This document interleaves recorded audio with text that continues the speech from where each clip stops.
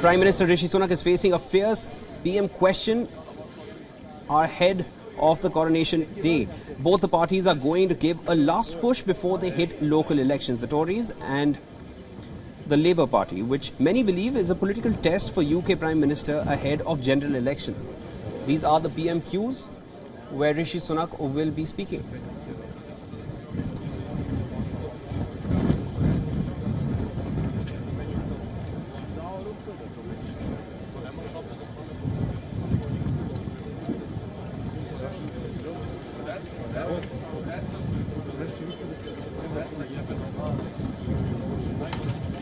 This is the PM question hour where the Tories and the Labour Party will be clashing. Essentially, it's Prime Minister Rishi Sunak who will be addressing questions posed to him. This is shortly before elections start later this week.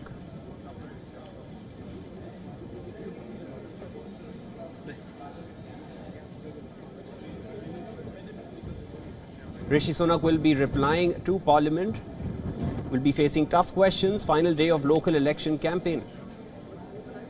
Not for the Prime Minister and his non-dom thing, not for the super wealthy they gave tax cuts to, but for mortgage holders all across the country. So, does the Prime Minister know how many more people will be joining them on higher mortgage rates by the end of this year?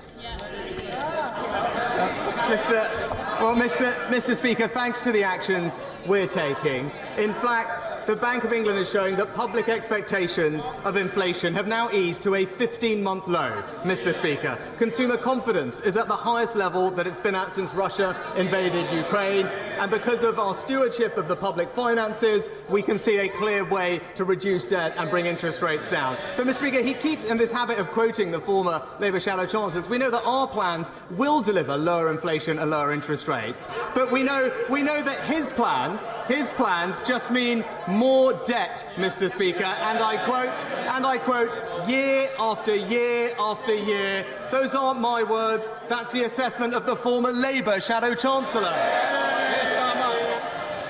Mr. Speaker, the question was how many more people this year are going to be paying more on their mortgages? And the answer that he avoided giving again, he knows these answers. He's got the stats there in front of him. 930,000 people. So by the end of this year, I know they don't want to talk about it, that's why he won't answer the questions. By the end of this year, nearly 2 million homeowners, counting the cost of the Tories' economic vandalism with every mortgage payment they make.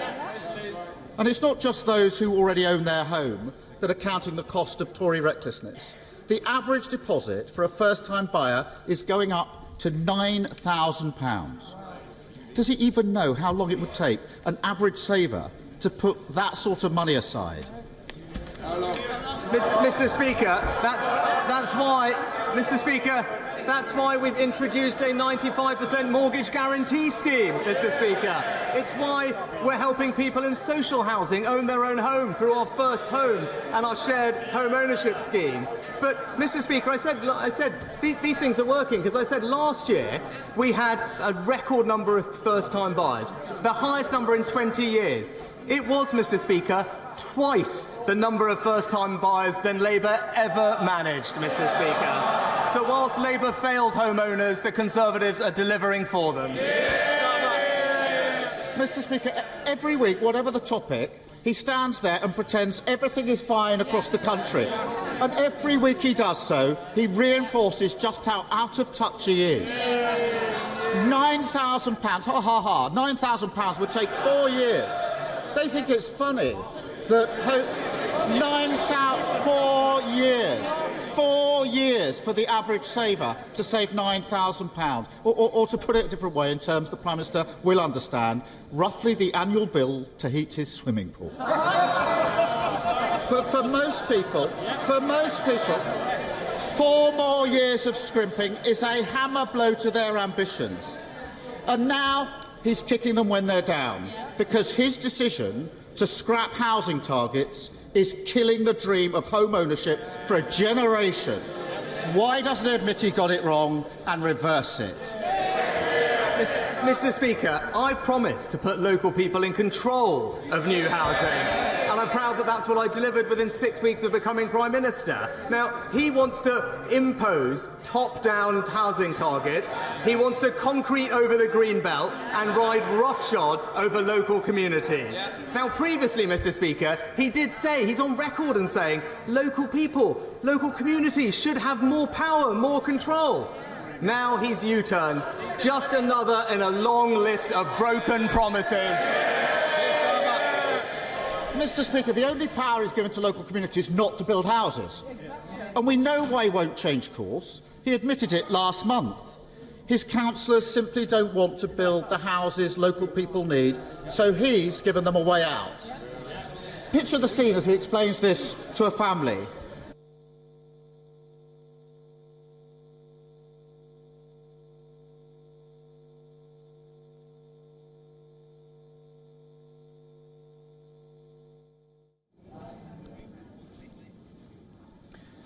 A fierce battle between Keir Starmer and UK Prime Minister Rishi Sunak happening at the British Parliament.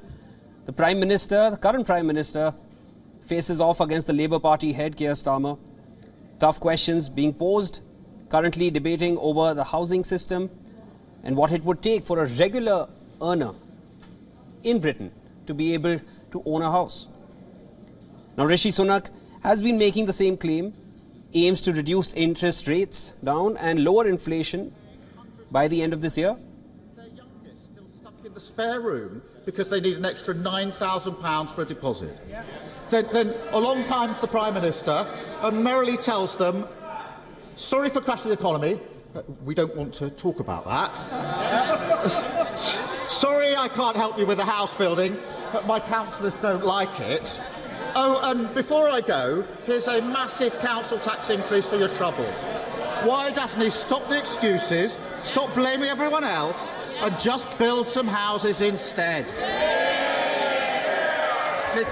Mr. Speaker, our memories on that short. We all know what happened last time when they were in power. There was no money left for the country. But let's talk about the record. Let's talk about the Labour record on house building, Mr. Speaker. In London, the former Conservative mayor built 60,000 affordable homes in his first 5 years in office. How many did the current Labour mayor manage? Half of that, Mr. Speaker. In Wales, we need 12,000 new homes a year. How many have Labour built in the last year? Half of that, Mr. Speaker. As ever, Labour talk and the Conservatives deliver. Mr. Speaker, debt doubled since 2010, growth down, tax up, the economy crashed. Mr. Speaker, they're going to need a bigger note. And it's right. But week after week, we debate the issues facing in this place.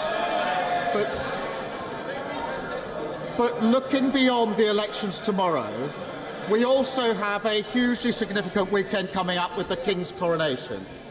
For most, this will be the first time they've seen a monarch crowned. And I hope, and I know across the House, people will hope that people across the country enjoy the ceremony, the street parties, and of course the extra day off. 300 million will tune in. The world will see our country at its best, celebrating the beginning of a new chapter in our history. But it will also be a reminder of the loss of our late Queen, Elizabeth II, and a chance again to remember all that she gave to our country through her dedicated service. So will the Prime Minister join me in honouring our late Queen and wishing the new King a long and happy reign? Mr. Speaker, as I said at the outset, we're all looking very much forward to the coronation. It will be a very special moment in the history of our country, and I know that we will join with the country in celebrating it. But before we get to the coronation weekend, Mr. Speaker, we have an important day tomorrow, and the choice before the country is clear. When they go to that ballot box, they can see a party that stands for higher council tax, higher crime, and a litany of broken promises, Mr. Speaker.